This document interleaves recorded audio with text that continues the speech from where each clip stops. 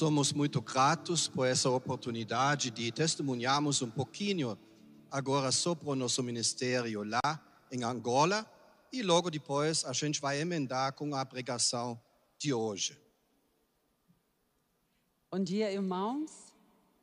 Nós já servimos em Angola faz agora um pouco mais do que 3 anos e, se Deus quiser, vamos servir ainda mais 2 antes de retornar para cá.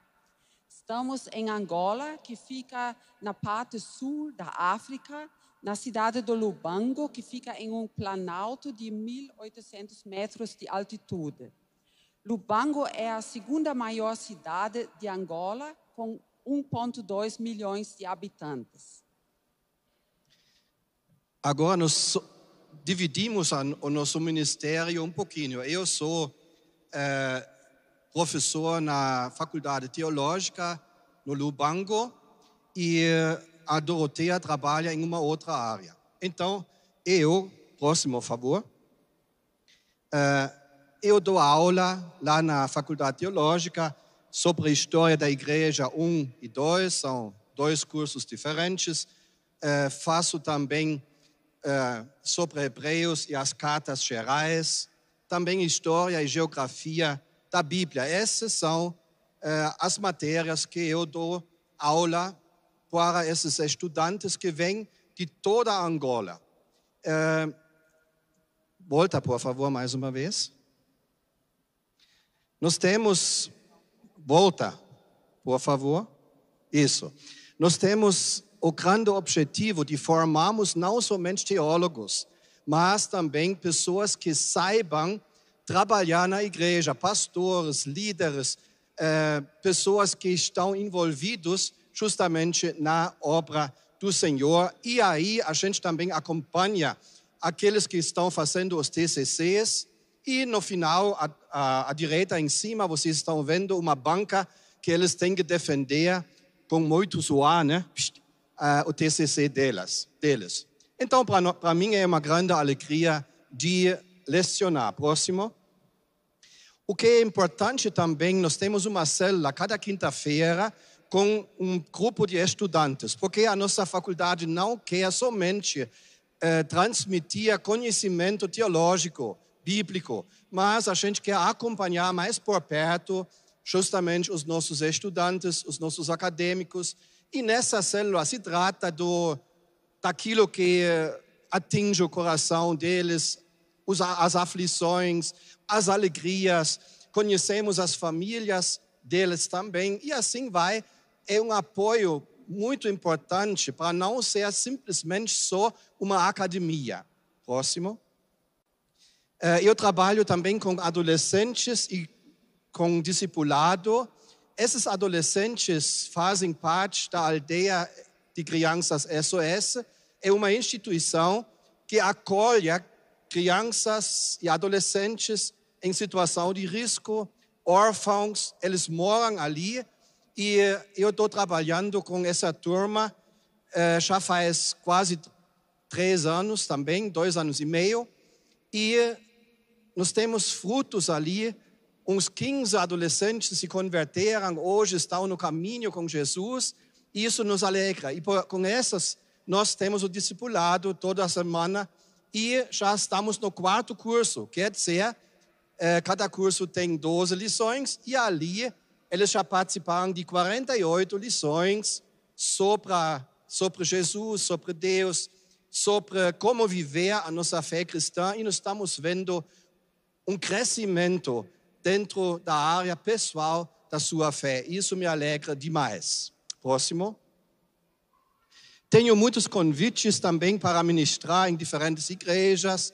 E eu faço isso com bom gosto, porque eu acho importante ver não somente a igreja local, onde nós somos membros. Nós somos membros da igreja presbiteriana lá em Lubango. Mas nós somos convidados pelos batistas e outras denominações.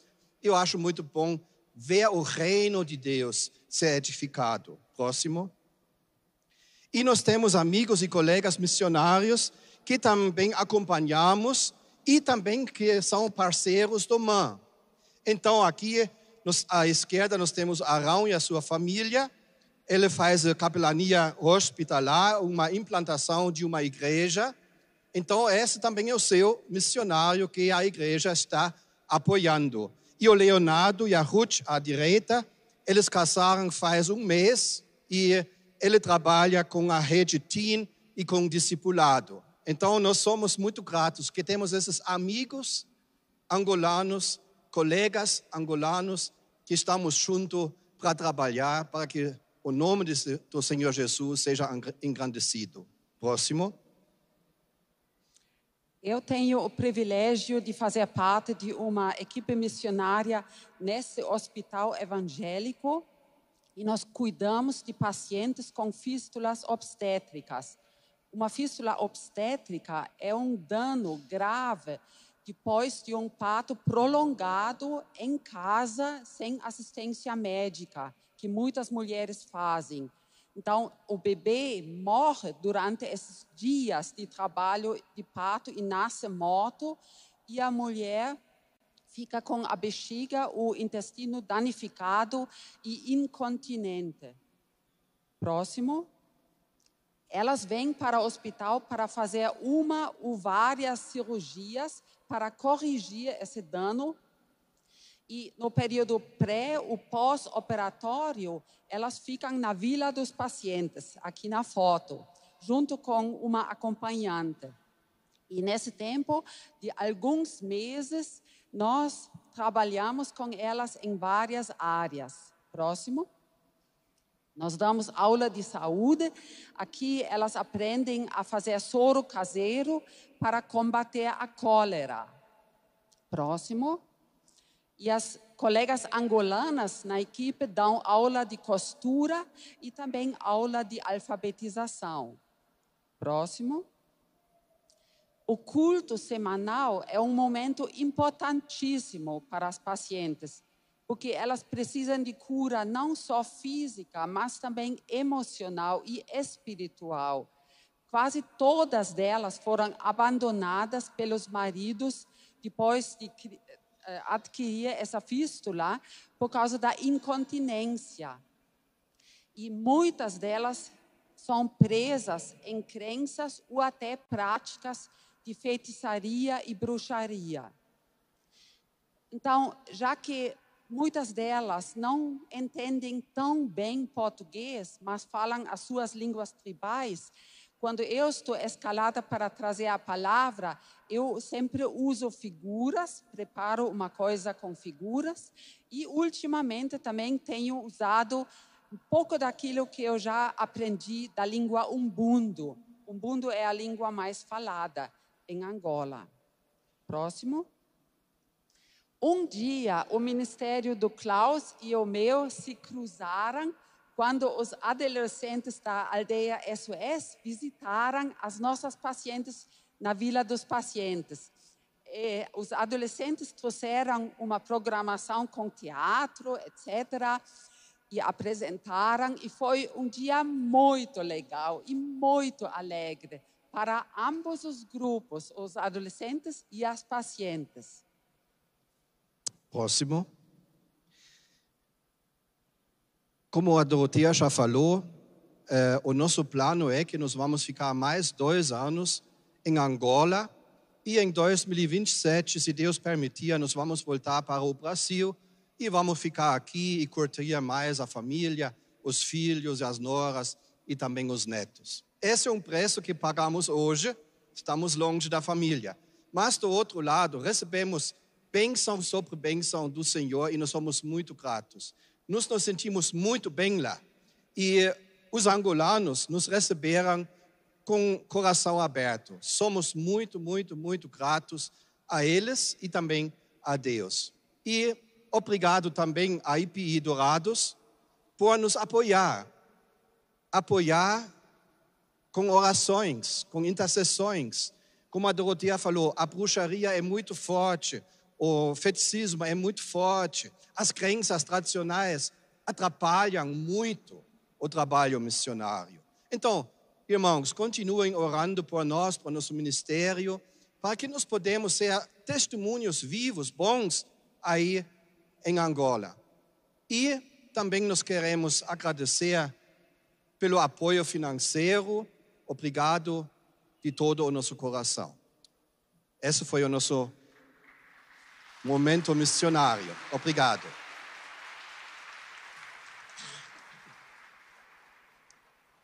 E nós continuamos agora com a pregação da palavra de Deus. Se você trouxer a sua Bíblia ou seu smartphone, abra no livro de Daniel, no capítulo 9.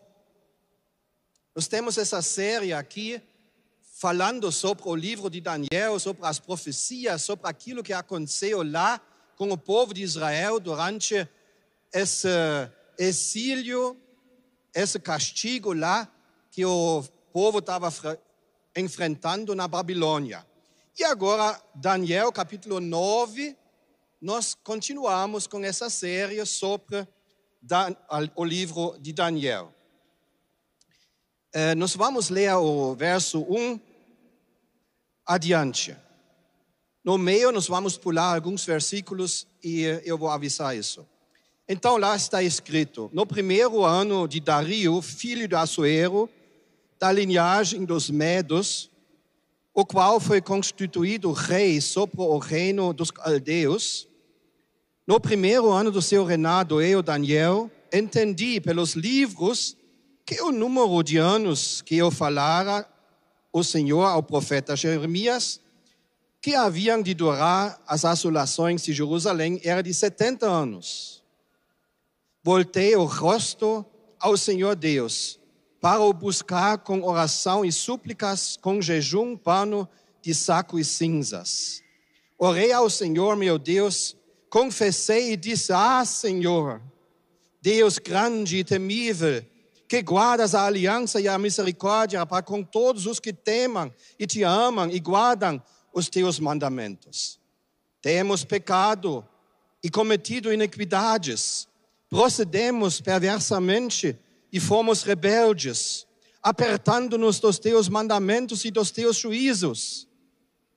E não demos ouvidos aos teus servos, os profetas, que em teu nome falaram aos nossos reis, nossos príncipes e nossos pais, como também a todo o povo da terra. A ti, ó Senhor, pertence a justiça, mas a nós o corá de vergonha. Como hoje se vê, aos homens de Judá, os moradores de Jerusalém, todo Israel, quer os de perto, quer os de longe, em todas as terras por onde os tens lançado, por causa das suas transgressões que cometeram contra ti. Ó Senhor, a nós pertence o corá de vergonha, aos nossos reis, aos nossos príncipes, aos nossos povos, porque temos pecado contra ti. Ao Senhor, nosso Deus, pertence a misericórdia e o perdão, pois nós temos rebelado contra Ele. Agora pulamos para o versículo 17. Agora, pois, ó Deus nosso, ouve a oração do teu servo e as suas súplicas, e sobre o teu santuário assolado faça resplandecer o rosto, por amor do Senhor. Inclina, ó Deus meu, os ouvidos e ouve, abre os olhos e olha para a nossa desolação e para a cidade que é chamado pelo teu nome, porque não lançamos as nossas súplicas perante a tua face, fiados em nossas justiças, mas em tuas muitas misericórdias. Ó Senhor, ouve, ó Senhor, perdoa, ó Senhor, atende-nos e age. Não te retardes por amor a ti mesmo. Ó Deus meu, porque a tua cidade e o teu povo são chamados pelo teu nome. Falava eu ainda, e orava e confessava o meu pecado e o pecado do meu povo de Israel, e lançava a minha súplica perante a face do Senhor, meu Deus, pelo monte santo do meu Deus. Falava ainda na oração, quando o homem Gabriel, que eu tinha observado na minha visão no princípio, veio rapidamente, voando, e me tocou a hora do sacrifício da tarde. Ele queria instruir-me, falou comigo e disse: Daniel, Agora saí para fazer-te entender o sentido. No princípio das tuas súplicas saiu a ordem, e eu vim para te declarar, porque és muito amado. Considera, pois, a coisa e entende a visão. Aí vem a visão que ele recebe agora. 70 semanas estão determinadas sobre o teu povo e sobre a tua santa cidade, para fazer cessar as transgressões, para dar fim aos pecados, para expiar a iniquidade, para trazer a justiça eterna, para selar a visão e a profecia e para ungir o santo dos santos. Sabe e entende. Desde a saída da ordem para restaurar e para edificar Jerusalém, até o ungido ao príncipe, 7 semanas e 72 semanas. As praças e as circunvalações se reedificarão, mas em tempos angustiados. Depois das 62 semanas, será morto o ungido e já não estará. E o povo de um príncipe que há de vir destruirá a cidade e o santuário. E o seu fim será um dilúvio. E até ao fim haverá guerra, desolações são determinadas. Ele fará firme aliança com muitos por uma semana. Na metade da semana, fará cessar o sacrifício e a oferta de manjares. Sobre a asa das abominações virá o assolador, até que a destruição que está determinada se derrama sobre ele. Oremos. Pai, não é tão simples e não é tão fácil de entender a Tua palavra, principalmente quando se trata de profecias, de promessas que hão de se cumprir. E nos pedimos agora a Tua graça sobre o nosso falar e sobre o nosso ouvir, que o Teu Espírito nos ilumina e nos dê clareza daquilo que o Senhor tem preparado para nós nesta manhã. Esteja abençoando cada um de nós aqui, em nome de Jesus. O tema dessa pregação, clamando por arrependimento e aguardando a restauração. É isso que nós vamos tratar agora durante esses próximos minutos. Clamando por arrependimento e aguardando a restauração. Daniel 9 é uma passagem importante que oferece informações à restauração de Jerusalém, à vinda do Messias e também os eventos finais da história humana. Esse capítulo enfatiza a importância da oração, do arrependimento, mas também da confiança nas promessas do Senhor. As promessas, as profecias do Senhor, onde se cumpria, eles se cumprem sem falhar. Agora, entre o capítulo 8, que estudamos no domingo passado, e o capítulo 9 de Daniel, passaram uns 13 anos. E nesse interim, o corrupto reinado de Belsassar chega ao fim. Babilônia, a cidade, caiu diante de um exército medo-persa comandado por Dário. E o rei sírio, que era o superior de Dário, entrou triunfante na cidade da Babilônia. Dário agora exerce uma função de administrador de rei da Babilônia, sob o comando maior de Sírio o Grande. O capítulo 9 de Daniel foi escrito no primeiro ano do reinado de Dário, por volta do ano 538 a.C. Foi justamente nessa época, entre 8 e 9, que Daniel foi apontado chefe dos presidentes das províncias. Ele tinha, então, um lugar de destaque. Mas também, nessa época, aconteceu que ele ficou uma noite na cova dos leões. Por quê? Porque ele adorava a Deus e não adorava ao rei que tinha ordenado isso, como nós podemos ler no capítulo 6. O profeta Daniel, então, estava com aproximadamente 85 anos de idade. Já um idoso, já um velho. Mas voltamos ao texto. Daniel está lendo o livro do profeta Jeremias e encontra uma profecia ali de que, está escrito lá em Jeremias 25, toda essa terra virá a ser um deserto e um espanto, fala de Israel. Estas nações servirão ao rei da Babilônia 70 anos. Acontecerá, porém, que quando se cumprirem os 70 anos, castigarei a iniquidade do rei da Babilônia e a desta nação, diz o Senhor, como também a terra dos caldeus. Farei deles ruínas perpétuas. Agora, Daniel compreende, quando ele faz a conta, que esse período que Jeremias está falando é o período que Israel fica na Babilônia, no cativeiro, no exílio. E ele faz as contas do ano da queda de Jerusalém até o ano atual em que ele vive e chega ao resultado 67 anos. Você que é bom de matemática, né?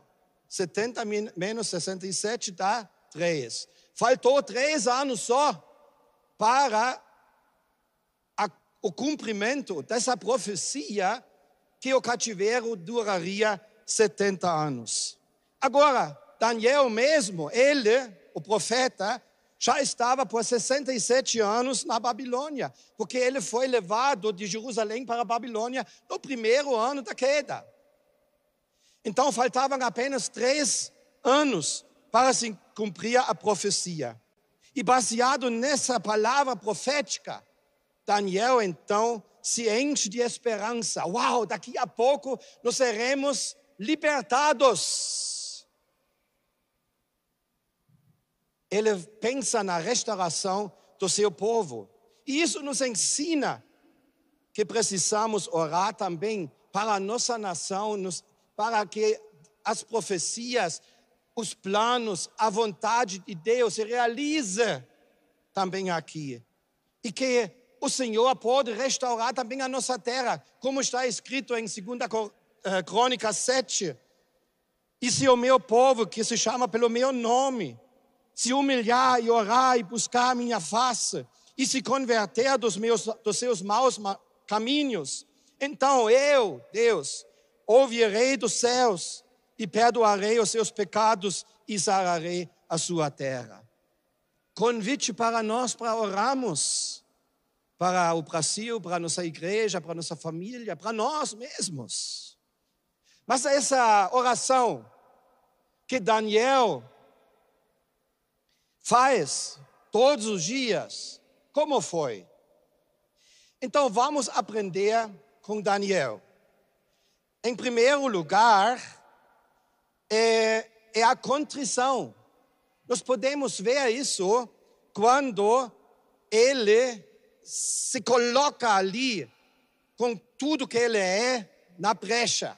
Ele reconhece a situação do seu povo. Agora, contrição, uma definição é o seguinte: é um sentimento forte de arrependimento por pecados cometidos e pela ofensa a Deus, menos pelo receio do castigo do que pelo amor e gratidão a Deus.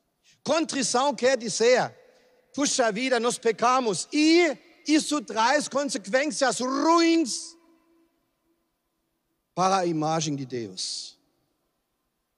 Não é somente que eu estou pecando, mas isso leva uma má fama ao cristianismo, leva uma má fama ao nosso Deus. Vocês se lembram desse negócio aí? Alguém faz alguma coisa errada e o mundo sabe que você é cristão.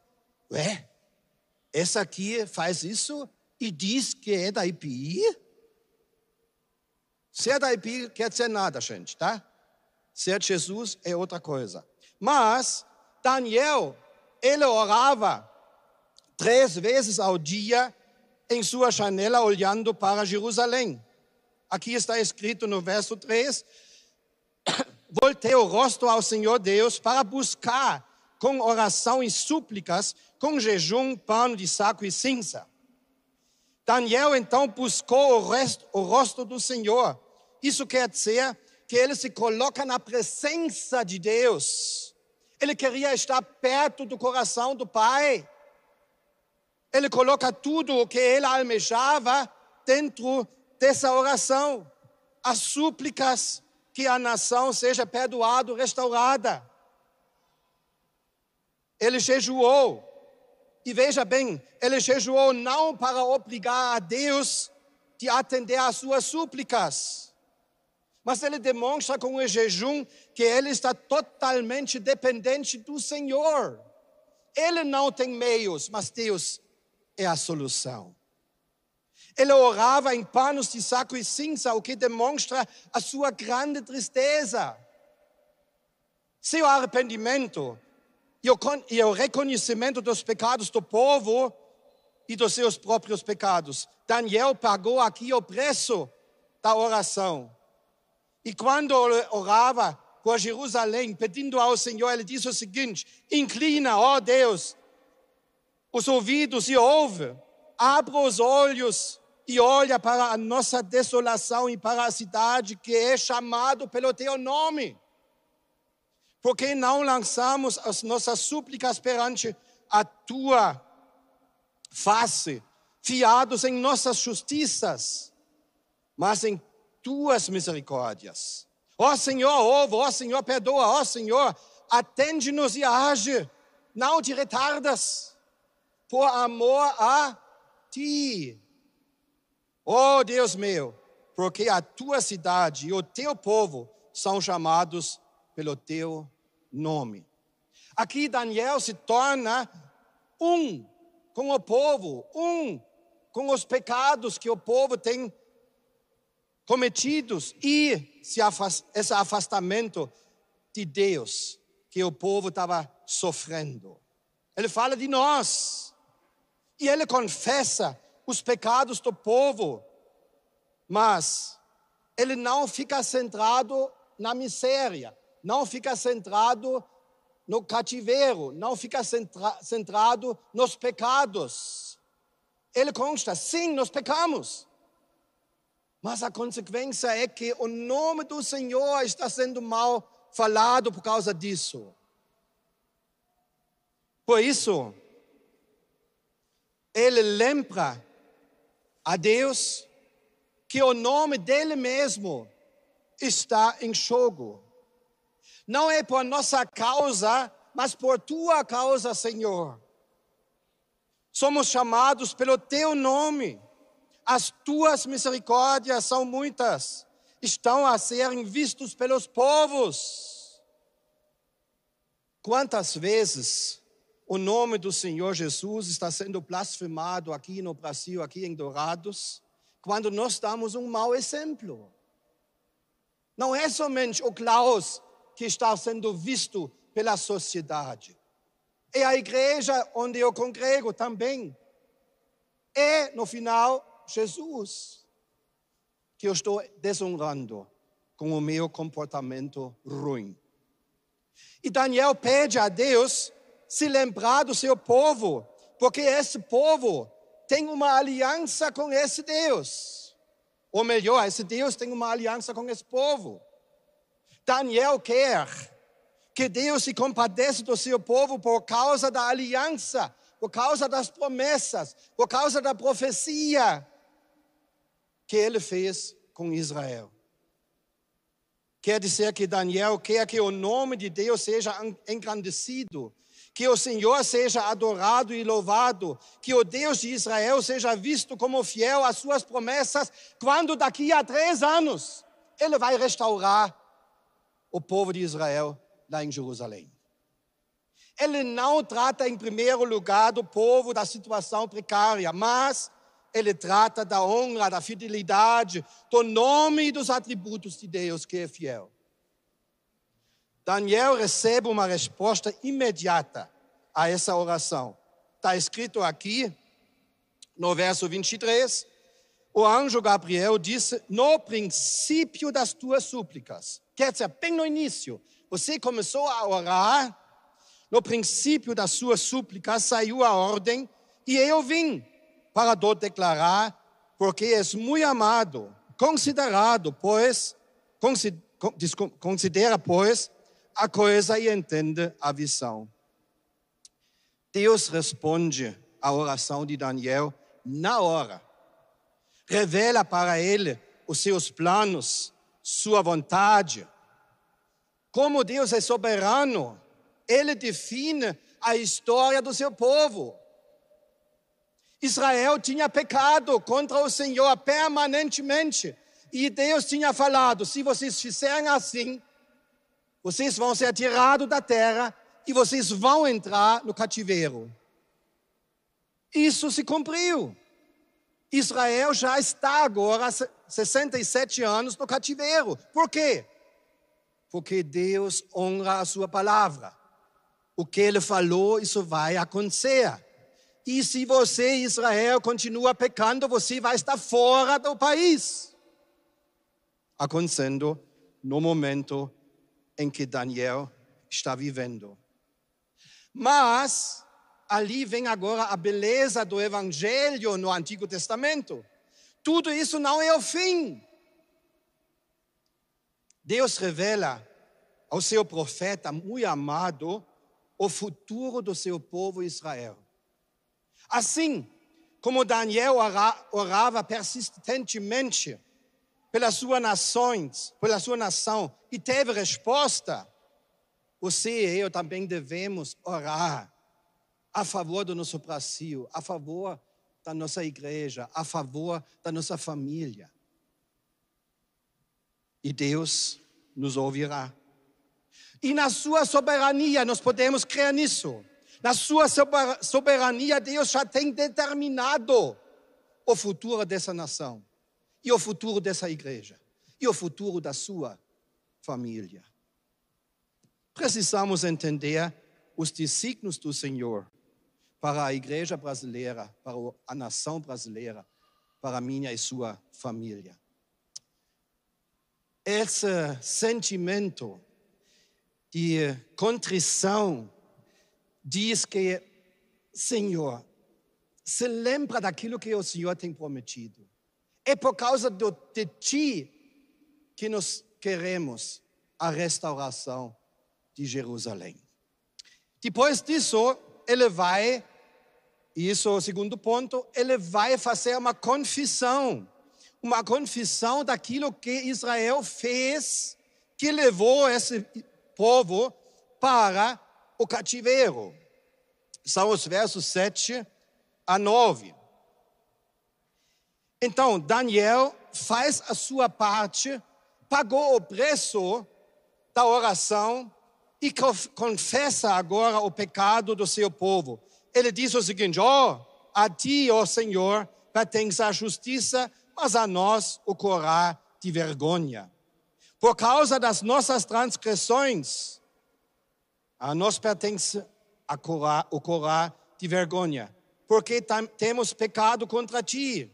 Ao Senhor, nosso Deus, pertence a misericórdia e o perdão, pois nós temos rebelado contra Ele. E ali, Daniel faz uma coisa que você deve fazer também, meu irmão. Você tem que dar nome aos pecados, dá um nome ao boi.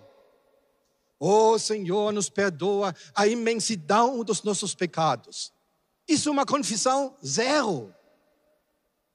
Quais são as multidões dos seus pecados, meu irmão? Não, eu pequei assim, assim, assim e assim. Nomear, dar nome ao boi, dar nome ao pecado, isso é que precisa. Daniel diz, nós fomos rebeldes. Verso 5, rebeldes, apartando-nos dos teus mandamentos. Tem desprezo, verso 6, não demos ouvidos aos teus servos, os profetas. Tem desobediência no povo. e não obedecemos à voz do Senhor, verso 10. E no 13, no final, diz o seguinte: apesar disso, não temos implorado o favor do Senhor. Nós não oramos. Gente, não adianta apenas pedir perdão e bênção para o nosso país. Precisamos também pedir perdão, precisamos falar o que estamos fazendo de errado, confessar mesmo, para que a maldição seja quebrada. A rebeldia, Israel rebelou-se, contra os mandamentos do Senhor. A nossa rebeldia do Brasil, da igreja brasileira, é que trocamos a obediência à palavra de Deus pela obediência naquilo que nós queremos. Seja feita a minha vontade, assim na terra como no céu. Você não fala isso, mas você viva isso. Somos egocêntricos. Aqui tentamos manipular a Deus para que Ele nos abençoe naquilo que nós queremos. Trocamos a soberania de Deus pela soberania do meu eu, do meu querer. Parece que Deus tem que estar à minha disposição. Quando preciso dela, quando preciso de uma bênção, eu vou lá. É como uma máquina. Liga ela quando precisa, o serviço dela. Desliga e continua vivendo. Deus não é assim. A nossa rebeldia é essa.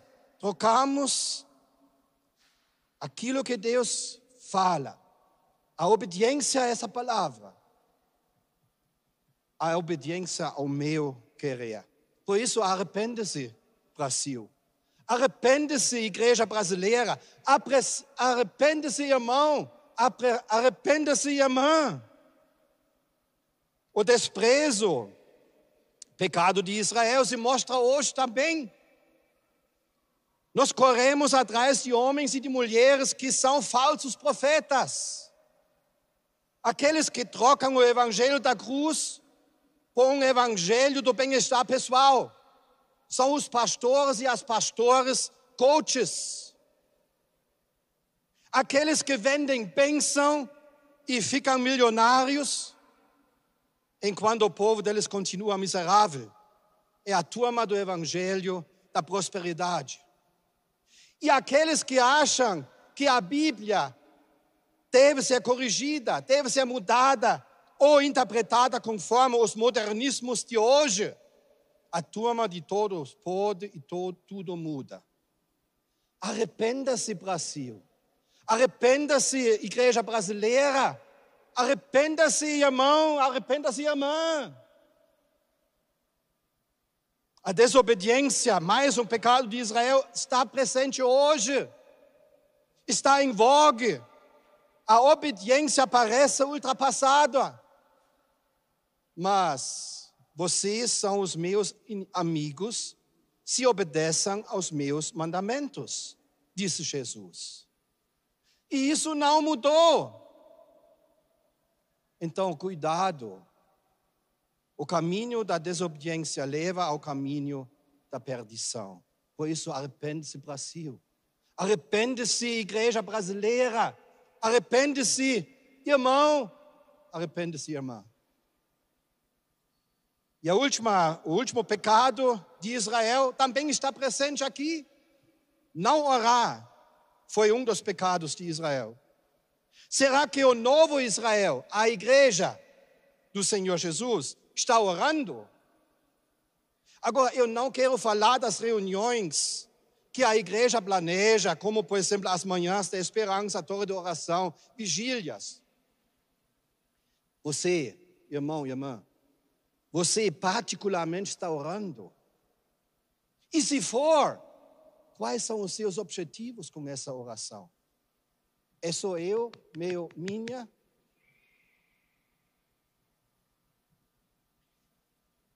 Podemos ficar com a mente tampada referente à nossa igreja, mas você já orou por seu pastor quando ele sobe aqui ao púlpito. Se acha que isso é fácil sempre? Não. Às vezes é luta. Precisa da oração da igreja para o pastor entregar a palavra de Deus para a congregação. Sabe, nós podemos criticar o governo, nós podemos criticar o STF, a Câmara, o Senado, o prefeito e assim adiante.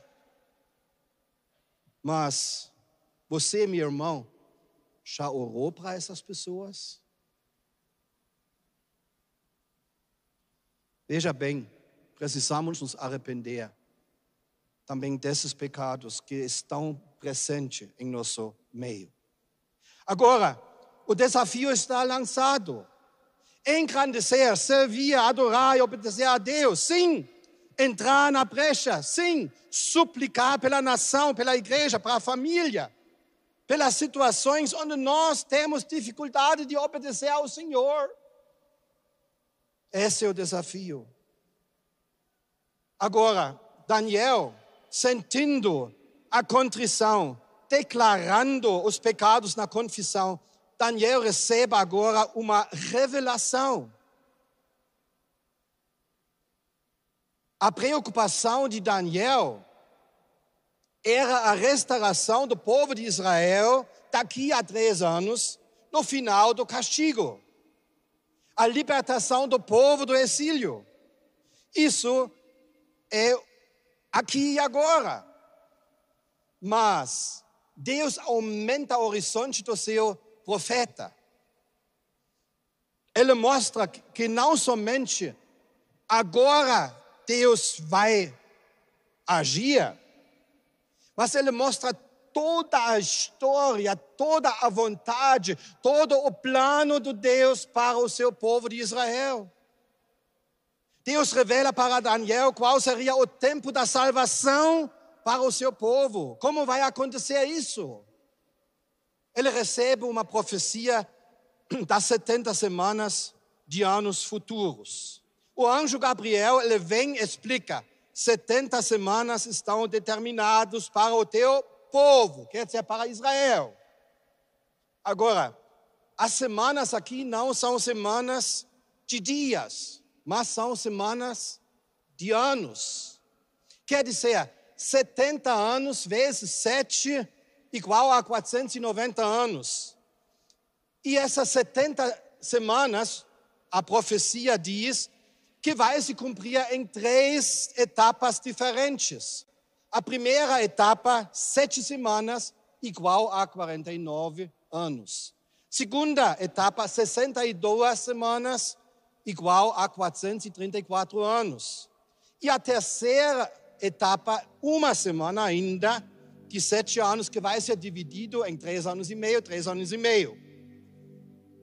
Gabriel anuncia a restauração de Jerusalém e a vinda de Cristo. Sabe e entende, ele diz para Daniel, desde a saída da ordem para restaurar e para edificar Jerusalém até ao ungido, ao príncipe, 7 semanas e 62 semanas. As praças e as circunvalações se reedificarão, mas em tempos angustiosos. As primeiras 7 semanas, 49 anos, foram de ano 455 a.C.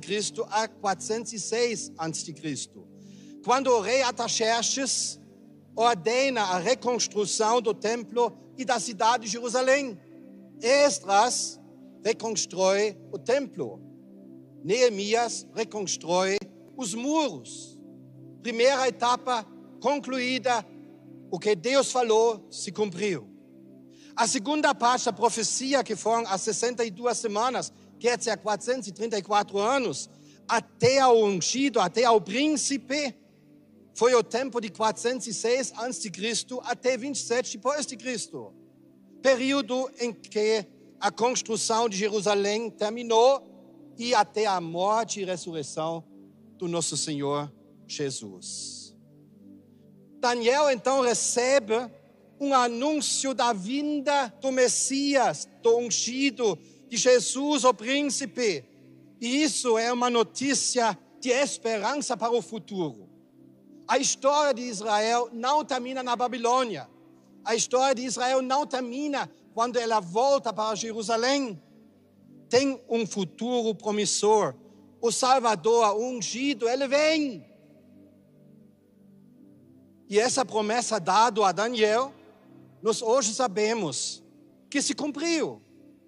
Literalmente, depois de 434 anos, o ungido, o príncipe, o Messias Jesus veio, morreu na cruz e ressuscitou. Deus é fiel às suas promessas. O que ele diz, ele também cumpre. Agora, a última semana das 70 semanas. Essa profecia, como outros também, se cumpriu e vai se cumprir em partes. Agora, tem muitos teólogos que entendem da seguinte forma: as primeiras 7 semanas vão até a construção do templo e dos muros de Jerusalém. Isso é para Israel. As 62 semanas da restauração de Jerusalém até a morte e ressurreição de Jesus também tem a ver com Israel, povo de Israel. Aí entra um tempo intermediário, o tempo da igreja de Pentecostes até o início da 70 semana, por ser. Então essa é a igreja e não Israel, esse intermediário. E Paulo em Romanos 9, 10 e 11 diz o seguinte, que Israel tem os olhos vendados agora, para não reconhecer Jesus como o Messias. Mas chegando no capítulo 11, Paulo diz que o véu será tirado dos olhos quando o número dos gentios foi completado na sua totalidade. E aí Israel volta no plano da história de Deus. E aí Israel reconhecerá o Messias Jesus e nele será salvo. Quer dizer, a 70ª semana se inicia quando o número dos gentios se completou. O cumprimento dessa última semana está em 2 partes. Começou bem no início, no ano 70, quando um príncipe, o povo de um príncipe, veio e destruiu a cidade santa.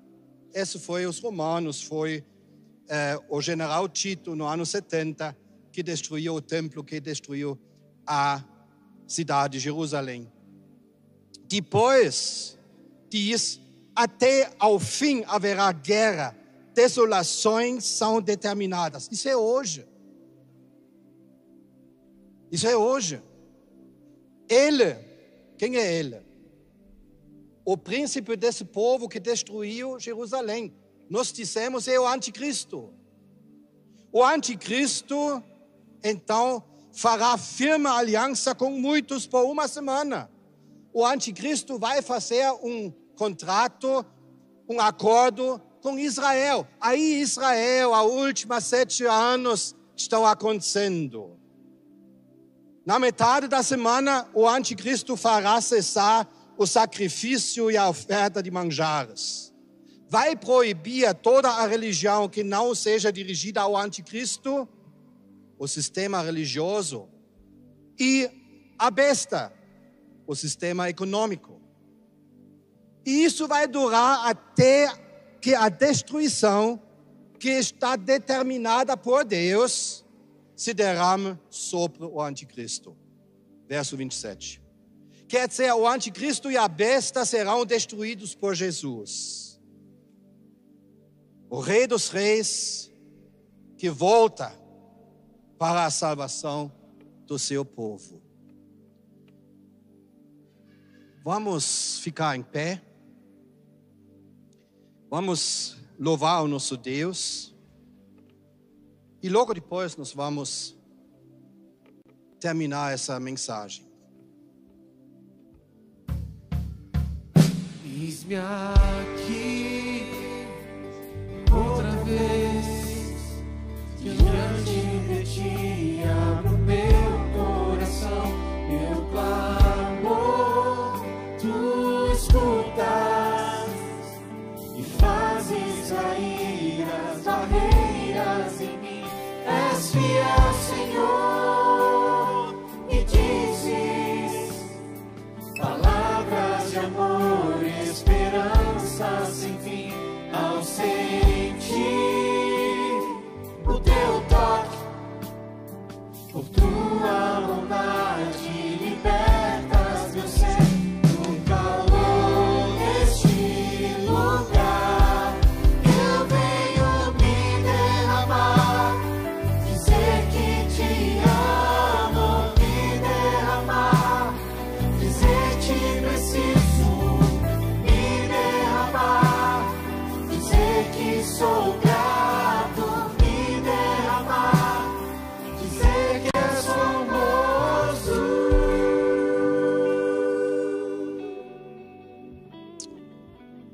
O anticristo e a besta serão destruídos por Jesus, o Rei dos Reis, que volta para a salvação do seu povo. Amém? Agora, quando isso será? Quando isso vai acontecer? Somente o Pai no céu sabe dia e hora. Mas nós temos muitos sinais da vinda do Senhor Jesus. Sabe? Uma coisa está certa. Jesus vai voltar. É uma promessa. E essa promessa vai se cumprir, como todas as outras promessas se cumpriram. Precisamos nos preparar. Por isso, sente que o seu pecado está manchando o nome do Senhor. Contrição. Pai, eu faço as coisas que não te agradam. Estou sentindo que eu, teu filho, tua filha, faço um mau serviço. Para a tua honra, para a tua glória. Está sendo menosprezado pelos meus vizinhos. Eu confesso os meus pecados. Faça isso, meu irmão. Assim nós preparamos o caminho também. Cremos que Jesus vai voltar daqui a pouco. E isso, meu irmão, minha irmã, seja preparado. Prepara-te. Confessa os pecados. Viva uma vida em santidade. Viva o que você crê.